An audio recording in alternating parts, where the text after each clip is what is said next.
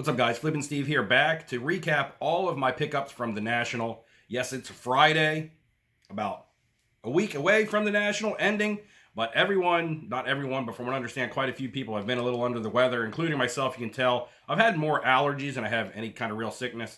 I've actually been back to work all week. I started back to work on Monday, the day after the National, so back at the grind instantly for me as far as my career goes, and still, messing with the cards on the side. I'll show you guys what I picked up, and there's a little bit of everything in there. There is going to be some sports, but there's going to be even more non-sports. There is a wrestling card. Wrestling, either way you look at it, some people look at it as a sport, some people don't. Professional wrestling, that is. Amateur wrestling, of course, is a sport. And also lots of movie and music cards in there, pop culture stuff that I like. Did find a nice little handful of that type of stuff at the National, more so than any other show that I've been to recently. So we're going to flip the camera around, try not to take up too much time. Let's go ahead and talk about all these pickups from the National. Get the National talk out of the way as everyone out there is creating their National content. Let's wrap it up. It's almost a week in the books. I already have all this stuff over here accumulating to the left for mail day. Miscellaneous items in there. I got 3 big slabs we're going to get out of the way first. And by big, I mean size, not money-wise.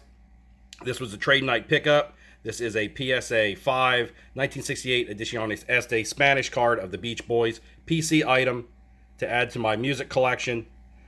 So start right off the bat with a pretty low pop rock and roll item, rock and roll music, whatever you want to call the Beach Boys. California rock, I don't know what you would say. Anyway, my California crew out there, I know there's a couple. Help me out, the Beach Boys. Have a 1985 Michael Jackson SGC 7.5 in the Beat It jacket. So again, a good looking photo of Michael Jackson. That's how I remember him in the 80s during the Thriller album. And then I have a 1988, we're going to take this out of the bag, Panini Smash Hits, same set, different year, SGC 7 of Bruce Willis. Lots of different movies, lots of different stuff that Bruce Willis was in that I really liked. Super cool actor. Another super cool card. Don't see every day. I went ahead and picked that up because it's something I would buy raw anyway. Just saves me the headache of grading. Kind of the theme for all 3 of those. So now I guess you're going to see my reflection in those slabs the entire time back there. So let's start with a card I picked up from Trade Night.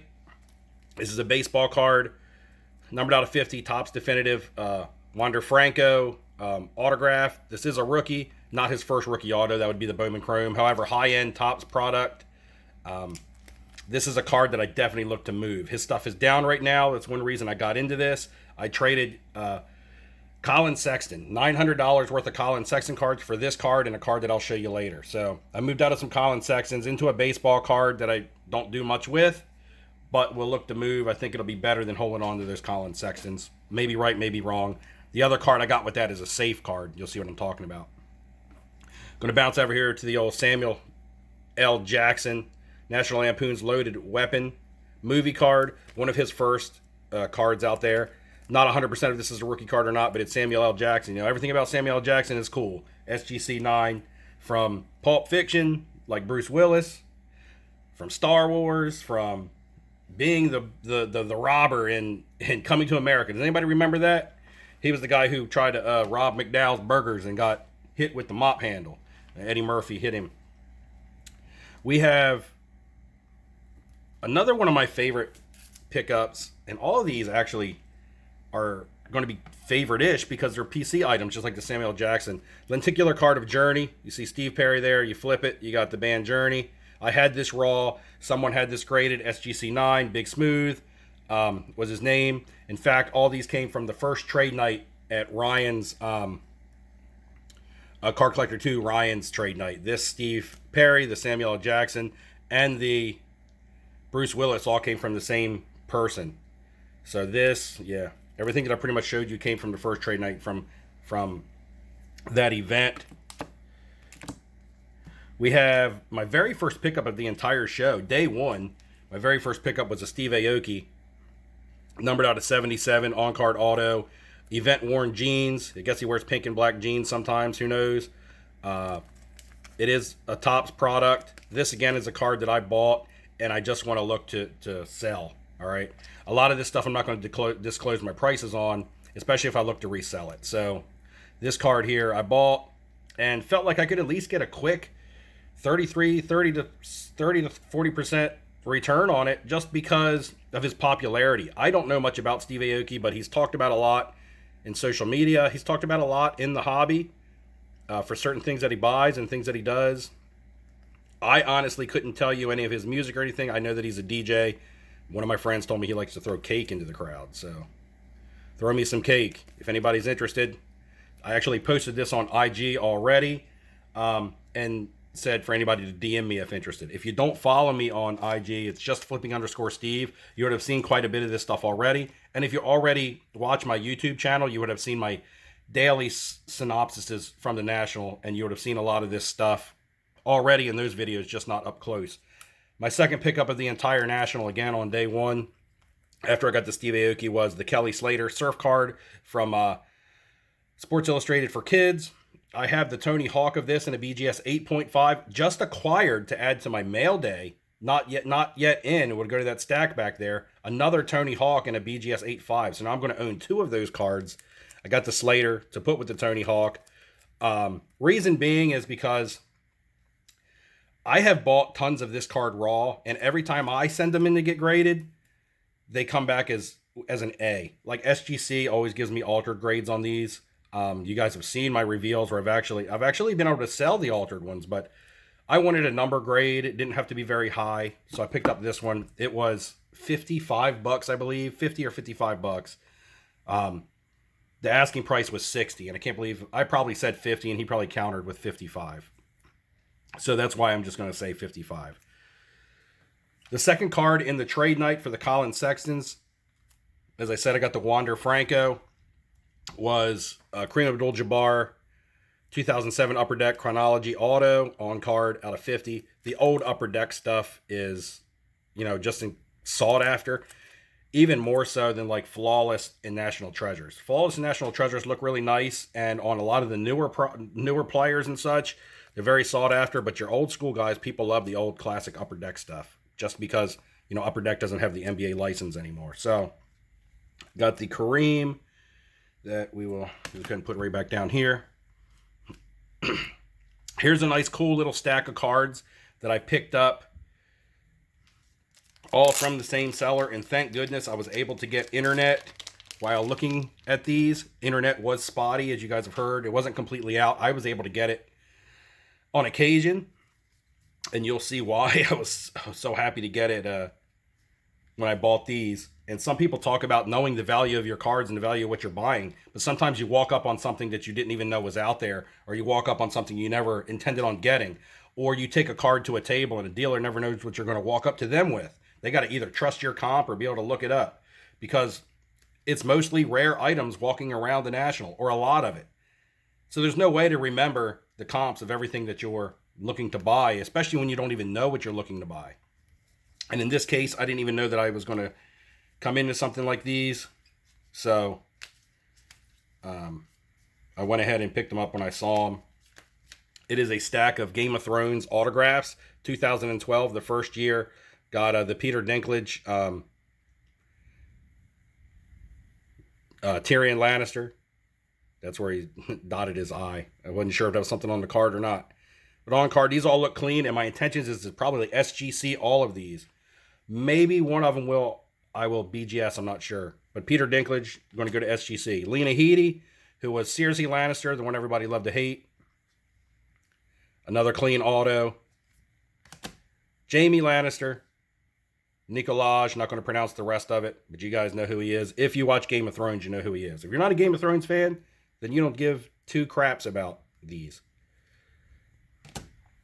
Charles Dance, Tywin Lannister. So again, wrapping it up with pretty much all of the Lannister family. I got the Kit Harrington, who has become popular through Marvel movies as well, and one of the most popular characters from the show. This is one of the Chase. The Daenerys / Emilia Clarke card sells for thousands and thousands and thousands of dollars. This Kit Harrington was stickered at $1,000, but I was able to get the last comp looked up back in May, which was $500. So it's a good thing that I was able to look up that comp. And then recently, another one from 2012 with a slightly different photo on it just sold for over $1,000. So I'm feeling pretty good about this purchase, especially getting it graded. The autograph is clean. That's what's most important. As long as the autograph grades well, this could be a 9. Got the Arya Stark, Macy Williams, another one of the big, stars of the show, save the day. And then Richard Madden here, who is also playing in the Eternals. So both Kit Harington and Richard Madden have crossed over to the Marvel universe in the Eternals. Kit Harington will be the Black Knight. And then, of course, Peter Dinklage has played in multiple things. The very first thing I ever saw Peter Dinklage in was Elf with Will Ferrell, where he was like the children's book author that ran across the table and, tried to beat up Will Ferrell. So it's funny, the different roles that people play. We're going to wrap it up with 3 more cards. This one here, another one for the PC, 1989, Back to the Future, Michael J. Fox, Beckett, 10 auto authenticated. This is from the 1989 Back to the Future 2 set. However, he did not have a card, or there wasn't even a set for Back to the Future 1 movie. So, nice Michael J. Fox autograph here. And, again, not a pack pulled auto, but something that someone got him to sign and BGS authenticated. This one next is a little bit of a story behind this one. I traded for this Hulk Hogan. This is a Topps Allen and Ginter out of 10 on-card auto. I've lost this card twice on eBay over the past probably 2 years. And that's about how many chances I've had at this card in a decent grade. The last PSA 8 of this card sold with no auto grade for $1,500 at a best offer. So I felt good getting this. I gave up the Zion Select Red BGS 10. Now, here's what happened with that card. The BGS 10 Select Red Zion, I took to the show and there was no comps around it. I was going to comp the card at around the price of a recent PSA 10 white because the serial numbers are similar, but the red is actually more desirable. And a PSA 10 white had just recently did slightly over $1,200.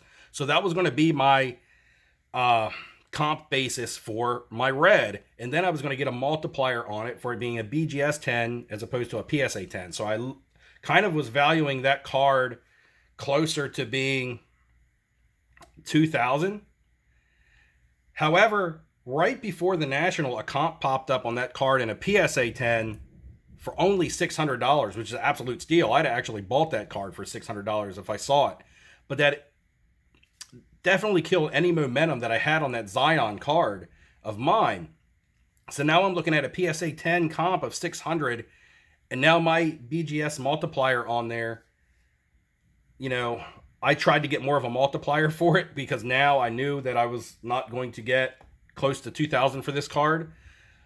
I was offered stuff throughout the shows, throughout the trade nights. Wasn't getting anywhere near what I would have liked for it. So I did end up moving it in a trade for $1,500 in value. So my argument was the last one was a $600 PSA 10 comp, and I wanted 2.5x that, and that is what put me at $1,500. The other gentleman agreed, and we made the trade. We valued this one at $1,700, so I did throw $200 on top, and I picked up the Hulk Hogan. Going to be a little bit harder to move if I ever wanted to move this, maybe than a Zion card, but there's definitely a collector out there that would love this. I know it's a card that I like. I will have this in my collection. And I know that if I ever wanted to move this, I'd have no problem, especially looking at a PSA 8 recently doing $1,500. I thought the $1,700 trade value for this with these grades in comparison to that just worked out for me. We have 2 cards that came on the last day from the same seller. And I've shouted him out already. This was Scott over there at Next Gem. Had some nice pop culture, non-sports items. The 1988 Hostess, Tom Hanks, This is his first card, Tom Hanks, one of the GOAT actors. I have this raw. I think I'm going to submit mine. I have the complete set. So this is a Pop 1, none higher, I do believe. And I will be submitting one to maybe SGC to get an SGC slab on one. These are some cool bags that he has on his PSA sleeves. Kind of almost gives them the tux look, but not quite. But just a cool little, I don't know, just kind of looks kind of neat. I don't know, what do you guys think in comparison to a regular PSA slab? I'll compare one in a minute. And I have the 1974 Vlender, Michael Jackson, one of his more rare prints.